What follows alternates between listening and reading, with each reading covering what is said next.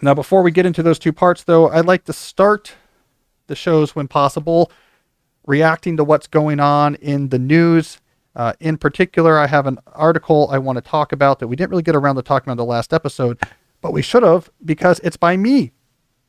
So when I publish new things, especially new things in the New Yorker, I like to try to discuss them on the show in a little bit more depth, let you know what I'm thinking, maybe give you some more angles on it.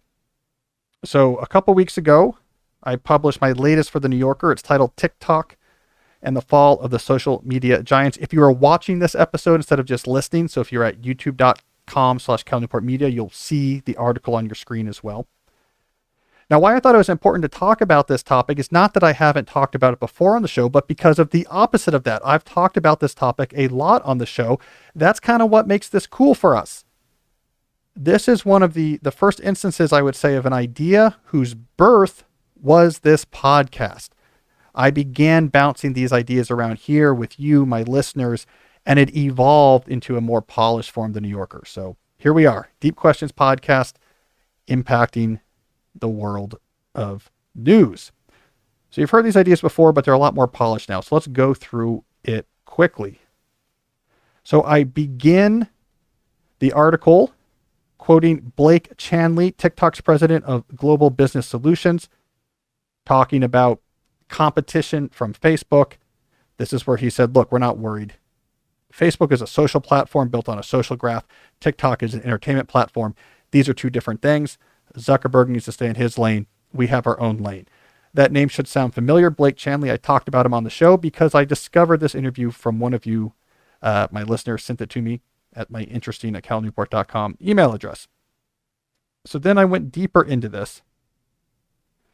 So here's the next point I want to make. So in the article, I make this point that Facebook is trying to shift to be more like TikTok. Instagram, owned by the same company, shifting to be more like TikTok. And the way they are doing this is by moving towards video, moving towards short video, but most importantly, as I'll soon elaborate, moving towards recommendations that have nothing to do with the social graph. Moving towards feeds that are generated purely by algorithms, not by who you follow, not by people you know, sharing it.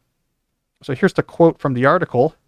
This shift is not surprising given TikTok's phenomenal popularity, and it has been very successful, but it's also short-sighted. So the whole thesis of the article is the following. I say platforms like Facebook could be doomed if they fail to maintain the social graphs upon which they built their kingdoms. So this is the setup to this whole article.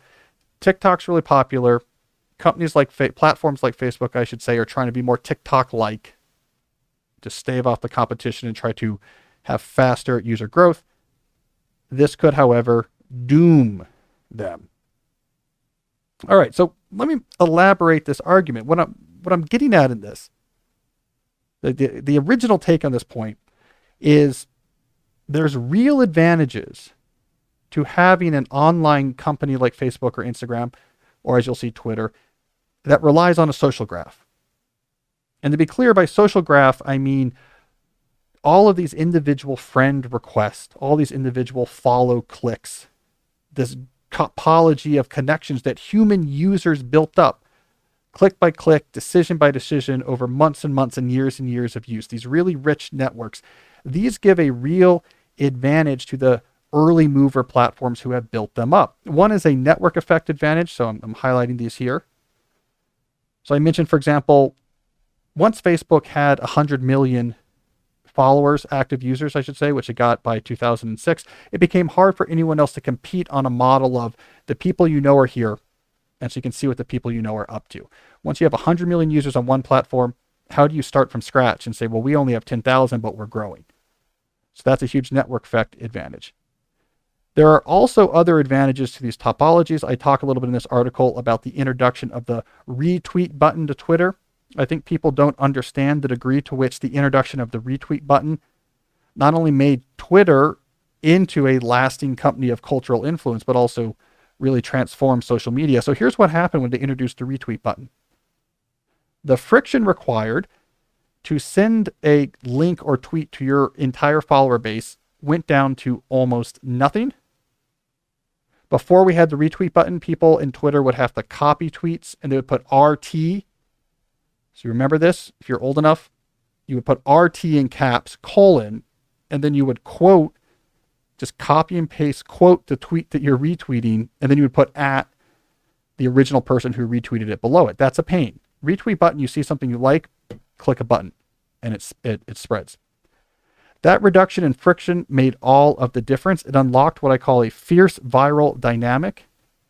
So now a tweet that was catching the attention of the zeitgeist in the right way could spread through the power law topology of the Twitter social graph at frightening speed. Tens of millions, hundreds of millions of people could see something within an hour or two.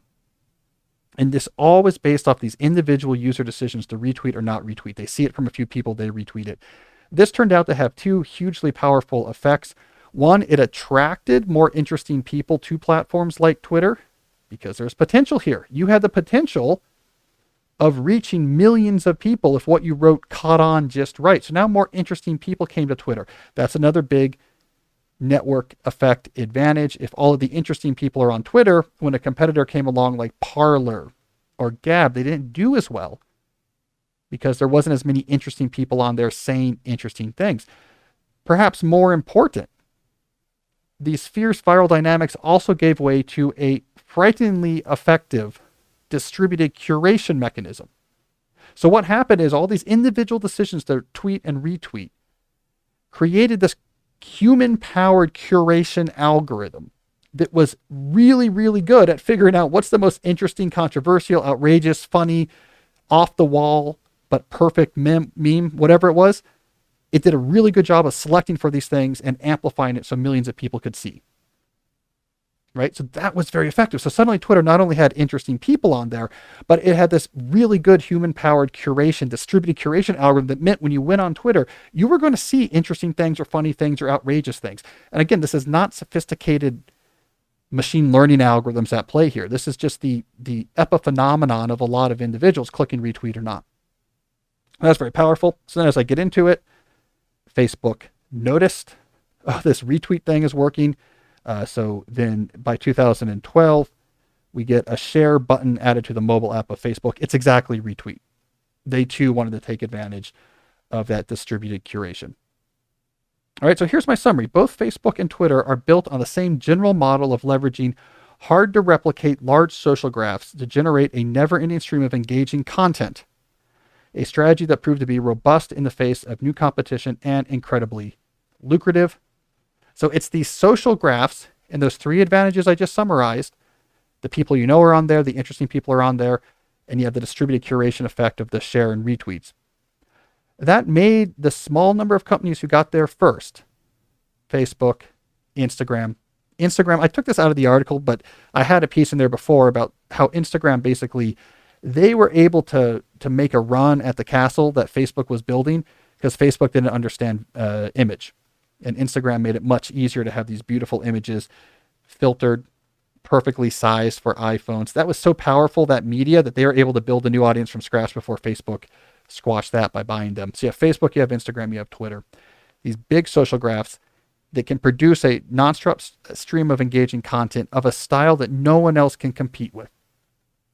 So if I want to go start my own social network tomorrow to compete with those giants doing their same game, as many pretenders to the throne have encountered in the past 5 to 10 years, good luck. Because until I can get 100 million people, including a lot of people you know and a lot of really interesting people with all these intricate friend and follower connections that allow retweets and shares to become a really effective distributed curation mechanism, until that's all there, this is useless.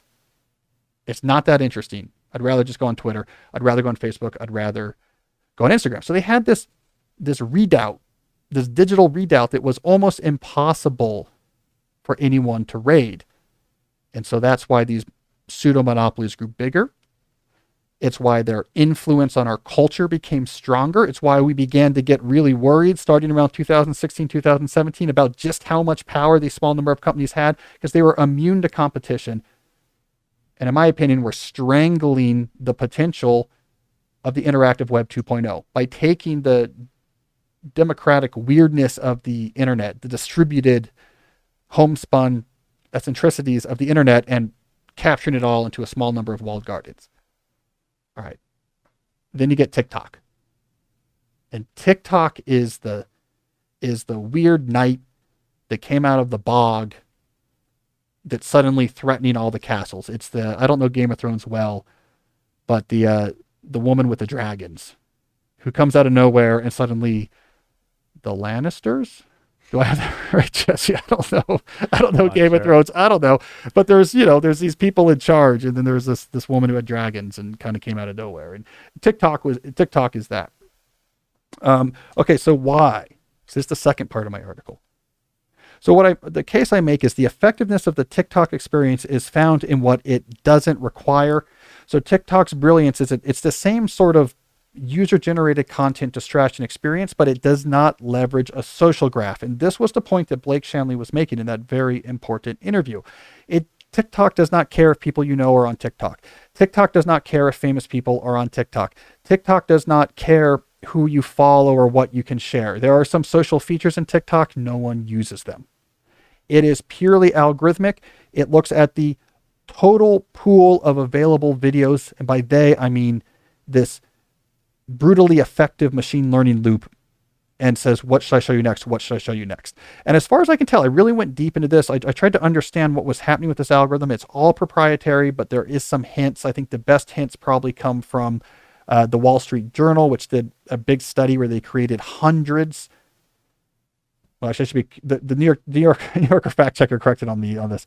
More than 100 fake accounts, which they tweaked very carefully and observed to try to understand how the recommendations were happening. And what seems to be happening with the TikTok algorithm is that it's for you statistical optimizational people, it's essentially a stochastic multi-arm bandit reinforcement optimization machine learning loop. So go look that up if you want to bore yourself. But what it does is it's showing you a lot of different things at first, somewhat randomly. And the main thing it looks at is how long did you watch the video before you swiped up to the next one. That is its best indication of the rewards you got from that video. It then shows you statistically similar videos to that one. And again, it's trying to optimize, hey, this one that's in the same universe, you watched even longer. So let's focus in on this as a constellation of type of videos you like. That's basically it. Plus some careful tuning about novelty to make sure that, you're being exposed to different things. You have a chance for your interest to wander. It's not super complicated, but within as short as 40 minutes, this is what the Wall Street Journal found. It took about 40 minutes until the experience was almost eerie. How well this machine learning loop had honed in on a small number of types of videos that really push your proverbial buttons. So it's not evil genius, Hal from the movie 2001 is sitting in a hollowed out volcano somewhere where we're light years ahead. It's actually a pretty simple machine learning loop, but no social graph. Just, we need a bunch of videos. Anyone can create videos. It doesn't matter if they're famous. It doesn't matter if you know them. Just get enough people creating videos that our algorithm can go to work. And so TikTok can make a move at Facebook and Twitter because their castle walls are built around their social graph. And everyone who was trying to attack their castle with a similar strategy couldn't get over those walls. TikTok was the woman with the dragons, and they flew over. They didn't use the social graph.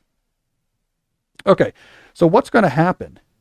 Well, here's the key. I think the key thing going on in social media, digital news, is that TikTok's success, these developments, put traditional social media companies like Facebook in a perilous bind. They are losing users right now to TikTok because TikTok, again, is in this same cognitive space as far as a user is concerned. User-created content, I want distraction on my phone, and they're doing a better job of it. So people are going over to TikTok. And what happened? Meta found that their new user growth slowed, and they lost over $200 billion in market capitalization in a single day when they released that report. So this is public companies. There's huge investor pressure. We can't lose. We can't have our revenue go down. We can't lose this many users to TikTok, which got to 1 billion users in just a couple of years. It's just really exploding. So they have to do something. So what are they doing? They're trying to be more like TikTok. which maybe in the short term makes sense. They're like, okay, if this is what people like, we need to do the same thing. But this is where I think they accidentally destabilize their entire foundation of all of their protection. So here's what I wrote. If companies like Facebook, so if they instead move away from their social graph foundations to concentrate on optimizing in the moment engagement, they'll enter a competitive landscape that pits them directly against the many other existing sources of mobile distraction, not just TikTok, but also more bespoke and specialized social networks, streaming services, etc., etc. So as soon as you are offering entertainment that's not based on the social graph, you are competing with every other source of entertainment and distraction on the phone. I don't think that's a battle that Facebook or Instagram or Twitter can win long term. Once they leave the protection of their social graph, they will be chipped away from by this other competition until eventually their role of dominance is going to wane. And that's my conclusion. This all points to a possible future in which social media giants like Facebook may soon be past their long stretch of dominance. They'll continue to chase new engagement models, leaving behind the protection of their social graphs, and in doing so, eventually succumb to the new competitive pressures this introduces. Now, last time I talked about this idea on this show, some of my listeners, some of you wrote back to me and said, oh, so you're saying like TikTok is better, or like it's somehow we're in a better world if TikTok just dominates everything? Isn't that just as bad? So here's the key nuance, which, by the way, based on your feedback as listeners, I knew to really hit this point in my New Yorker piece. TikTok, of course, is subject to the same pressures, so in this future, it too will eventually fade. So no, I do not think TikTok is going to be some 20-year-long cultural force. I don't think TikTok's going to be a 4-year from now be a cultural force. It's entirely shallow in the sense that it has no network effect foundation. It's just purified distraction. It's an incredibly shallow foundation. The zeitgeist can change on TikTok like that in a way that it couldn't on Facebook and it couldn't on Twitter, because all your friends were already on Facebook and all the interesting people were on Twitter and all of these connections and those social graphs were there. And even if you soured on Facebook because you didn't like their role in the presidential election, or even if you soured on Twitter because you don't like Elon Musk, there really was no other game in town that could offer you that. TikTok has none of those advantages. It's just me look pretty screen, me like, me swipe, you know. Other things can serve that purpose. So if the zeitgeist changes against TikTok, it could just fall out of people's favor almost immediately. So no, I don't think TikTok's going to last as some replacement force of dominance. I think it's coming in hot. Twitter, maybe, but definitely Facebook, definitely Instagram chases it, destabilizes their competitive advantage, leads to their downfall. The only reason why I say maybe with Twitter is it has investor pressure, but as we saw with the Elon Musk bid, they're small enough they could be taken private. So if Musk had taken them private and you got rid of that investor pressure, he could have just said, and someone else could still do this, let's just lean into what we do well. I don't care if we lose users in the short term. No one else can do what we do. Have this distributed curation of interesting things said by interesting people. So let's just keep doing that. We're not going to disappear. Let's just fire a bunch of people, focus, become profitable. Maybe that's a way to stick around. Facebook, Instagram, way too big. When you're a $600 billion company, you can't go private. You can't let users fall. So I think they're essentially doomed. So that's the future I see. And that's how I summarize this article. I think the social media giants, their dominance is going to wane. I think TikTok is going to come and go. Its main point will be it help to stabilize those. And all of this could be good because it opens up the territory. You get rid of the warlords who were keeping everyone else down. It opens up the territory for more innovation, more interesting services, bespoke services, more fragmented services, more distributed or nonprofit services, crazy services that are homespun and eccentric and only so many people use them, but they love them. There's more room for all of this when you get rid of these giant $100 billion behemoths that had these pseudo monopolies. And so that is the conclusion, how I conclude the article. In the end, TikTok's biggest legacy might be less about its current moment of world-conquering success, which will pass, and more about how, by forcing social media giants like Facebook to chase its model, it will end up liberating the social internet. So that is the polished form of my thoughts about TikTok and its impact on the internet. I think I've now talked about this enough so we can retire the topic. For more, read the article at The New Yorker. You can just find my contributor page. You'll find it. It's called TikTok in the Fall of the Social Media Giants. If you don't subscribe to The New Yorker, well, you should. But if you don't, I also wrote about the article and added some extra points in my newsletter. So go to calnewport.com/blog and you can see the article I wrote about this. And while there, you should sign up for that newsletter so you can get sent straight to your inbox this type of thinking. So there we go. Good summary. The podcast, man. Without the podcast, this idea might not have existed. It was riffing on the news stuff that listeners sent me that I would not have seen. Yeah. I would not have seen that article about Blake Chandlee and CNBC, etc. If a listener hadn't sent it to us. And then he sent it, so I wouldn't have seen it, and then we were riffing on it, you and I on the show, and that sort of set the wheels in motion. So That's cool. yeah, this podcast. There was some vocabulary in there that I didn't even know, so I learned something for sure. Yeah. Welcome to the New Yorker world. Yeah, you gotta have a thesaurus. You gotta have a thesaurus handy. By the way, speaking of New Yorker, and then we'll move on, but I read you told me about the article from last week, Tad Freen's article about the door-to-door salesman. Oh yeah, I haven't finished that yet. It's really good. Yeah. So Jesse told me, I always, if people ask me, how do I read, what's my New Yorker reading habits with the magazine? Because it's hard, it's long, and it comes every week. So here it is. So here's my New Yorker reading habit. So you can follow suit if you subscribe. So you get the daily email, and that points out like what's going on, what was posted on the web that day, what's interesting. So I would say 50% of the daily emails will point out an article that I end up reading on the web, because they publish like a new article every day on the web. For the magazine, my rule is like you always have to read one. And if there's sometimes you'll read more than one, but you always have to read one. And so that forces you, even if it's a day where the 5 articles, none of them are right in your sweet spot, you read about door-to-door salesmen or something else that's really interesting. And so that's my role. Read the daily email to see what catches your attention. That's where a lot of my stuff is featured, so definitely read that. And then you got to read one per week at least. I have a similar rule too. I Yeah. just look at the table of contents and then circle 2, and then if there's 2 I like, then I read them. And Yeah. Otherwise, And then it breaks the seal, and then you end up reading more a lot of times. But like you always have to read at least one. Oh, and then the third rule is you have to leave the magazine out kind of prominently in your house or apartment. And like, so when people come over, sorry, let me just clean this up over here. You got to put it next to your copy of the Harper's and the Paris. do you recycle them a lot quickly thereafter? Yeah, just when the pile grows, I Yeah. suppose.